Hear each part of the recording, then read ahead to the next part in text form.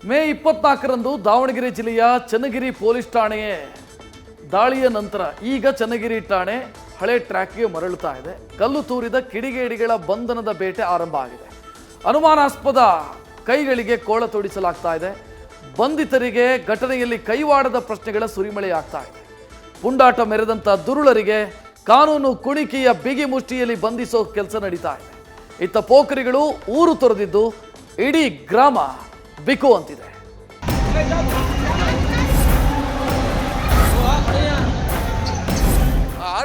ಟೀನು ಕಾಸಿಲ್ಲ, ಒಬ್ಬರ ಮನೆಗೂ ಟೀನು ಕಾಸಿಲ್ಲ. ಯಾರು ಹೊಡೆದಿದ್ದಾರೋ ಯಾರು ಮಾಡಿದಾರೋ ಅವ್ರಿಗೆ ಮಾಡಿ, ಎಲ್ಲರಿಗೂ ಕೂಡಿಸಿ ಮಾಡಬೇಡ್ರಿ. 3 ದಿವಸದಿಂದ ನಿದ್ದೆ ಇಲ್ಲ ನಮಗೆ. ಚನ್ನಗಿರಿ ಠಾಣೆಯಲ್ಲಿ ಪುಂಡಾಟ ಮೆರೆದವರಿಗೆ ಹುಡುಕಾಟ. ಪೊಲೀಸರ ಹತ್ಯೆಗೂ ಸಂಚು. ಎಫ್ಐಆರ್ನಲ್ಲಿ ಬಯಲಾಯ್ತಾ ಸತ್ಯ.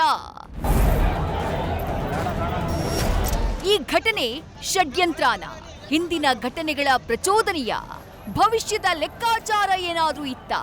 ಪೊಲೀಸರ ಹತ್ಯೆಗೆ ಸಂಚೇನಾದ್ರೂ ಸದ್ದಿಲ್ಲದೆ ಹೆಣಿಯಲಾಗಿತ್ತ? ಹೀಗೆ ಹತ್ತಾರು ಪ್ರಶ್ನೆಗಳ ಹುಡುಕಾಟದಲ್ಲಿ ಸಿಕ್ಕ ಉತ್ತರಗಳು ಛಾಯಾ ಯುದ್ಧದ ಬೇರೆಯದ್ದೇ ಕಥೆಯನ್ನ ಹೇಳ್ತಾ ಇದೆ. ಎಫ್ಐಆರ್ನಲ್ಲಿ ಆಘಾತಕಾರಿ ಮಾಹಿತಿ ಹೊರಬಿದ್ದಿದ್ದು, ನ್ಯೂಸ್ ಫಸ್ಟ್ಗೆ ಇದರ ಇಂಚಿಂಚು ಮಾಹಿತಿಗಳು ಲಭ್ಯವಾಗಿವೆ. ಚನ್ನಗಿರಿ ಠಾಣೆಯಲ್ಲಿ 6 ಎಫ್ಐಆರ್ ದಾಖಲಾಗಿದೆ.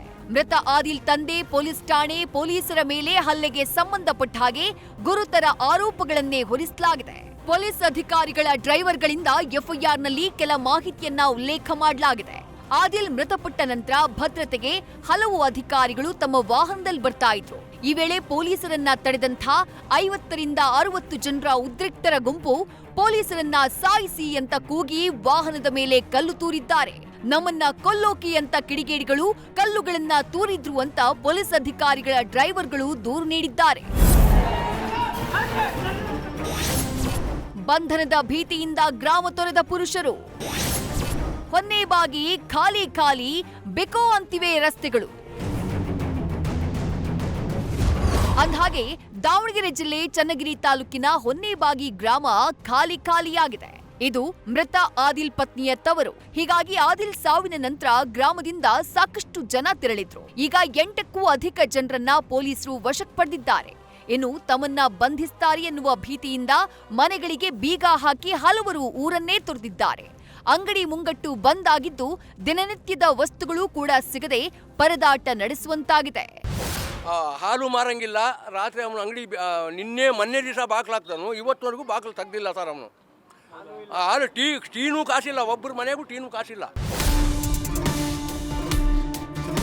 ಪೊಲೀಸರು ಅಮಾಯಕರನ್ನ ಬಂಧಿಸುತ್ತಿದ್ದಾರೆ ಅಂತ ಗ್ರಾಮಸ್ಥರು ಕಣ್ಣೀರು ಹಾಕ್ತಿದ್ದಾರೆ. ಅಮಾಯಕರಿಗೆ ತೊಂದರೆ ಕೊಡಬೇಡಿ, ತಪ್ಪು ಮಾಡಿದವರಿಗೆ ಶಿಕ್ಷೆ ಕೊಡಿ ಅಂತ ಕೇಳಿಕೊಳ್ತಿದ್ದಾರೆ. ಏನಿಲ್ಲ, ಹಿಂಗೆ ಬಡ್ದಾಡ್ತಾ ಇದ್ದೇವೆ ನೋಡ್ರಿ. ರಾತ್ರಿ ಹೊತ್ತು ಮಕ್ಕನಂದ್ರೆ ಪೊಲೀಸರು ಬಂದು ಹುಡುಕ್ತಾರಂತ ನಾವೆಲ್ಲ ಇಲ್ಲಿ ಹಿಂಗೆ ಕುತ್ಕೊಂಡು ಓಡೋಡು ಒಳಗೆ ಹೋಗ್ತೀವಿ, ಮತ್ತು ಹೊರಗೆ ಕುತ್ಕೊಂತೀವಿ. 3 ದಿವಸದಿಂದ ನಿದ್ದೆ ಇಲ್ಲ ನಮಗೆ. ಯಾರು ಹೊಡೆದಿದ್ದಾರೋ ಯಾರು ಮಾಡಿದಾರೋ ಅವ್ರಿಗೆ ಮಾಡ್ರಿ ಸರ್. ಎಲ್ಲರಿಗೂ ಕೂಡಿಸಿ ಮಾಡಬೇಡ್ರಿ. ನೀವು ಯಾರು ತಪ್ಪು ಮಾಡಿದ್ದಾರೆ ಅವ್ರಿಗೆ ಶಿಕ್ಷೆ ಕೊಡ್ರಿ.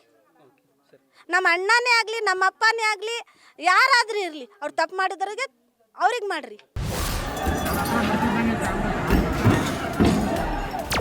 ಒಟ್ಟಾರೆ ಹೆತ್ತವರಿಗೆ ಹೆಗಣ ಮುದ್ದು ಅಂತಾರಲ್ಲ, ಹಾಗಾಯ್ತು ಇವ್ರ ಕತೆ.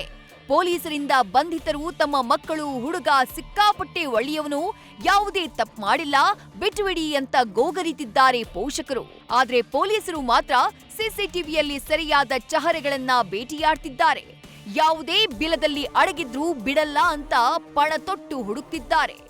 ಕೂಲಿ ಕೆಲಸ ಮಾಡ್ಕೊಂಡು ದಿನನಿತ್ಯ ಜೀವನ ನಡೆಸೋರು ಕೂಡ ಇದು ಕಷ್ಟ ಆಗ್ತದೆ. ದಯವಿಟ್ಟು ಯಾರು ಅಮಾಯಕರಿದ್ದಾರೆ ಅವ್ರನ್ನ ಬಿಟ್ಬಿಡಿ. ಯಾರು ಇದರಲ್ಲಿ ಅಪರಾಧದಲ್ಲಿ ಭಾಗಿಯಾಗಿದ್ದಾರಲ್ಲ ಅವ್ರನ್ನಷ್ಟೇ ಕರ್ಕೊಂಡು ಹೋಗಿ ಬೇಕಾದ್ರೆ ಶಿಕ್ಷೆ ಕೊಡಿ ಅಂತ ಒಂದು ಮಾತನ್ನು ಹೇಳ್ತಾ ಇರುವಂಥದ್ದು. ಇದರಿಂದ ಊರೇ ಖಾಲಿಯಾಗಿದೆ ಅಂತಲೇ ಹೇಳ್ಬೋದು. ಕ್ಯಾಮ್ರಾ ಪರ್ಸನ್ ಲೋಕೇಶ್ ಜೊತೆ Mahadev Vijay, news first, Davanagere. News first, ನಿರ್ಭೀತಿಯಿಂದ ನಿಮ್ಮ ಪರವಾಗಿ.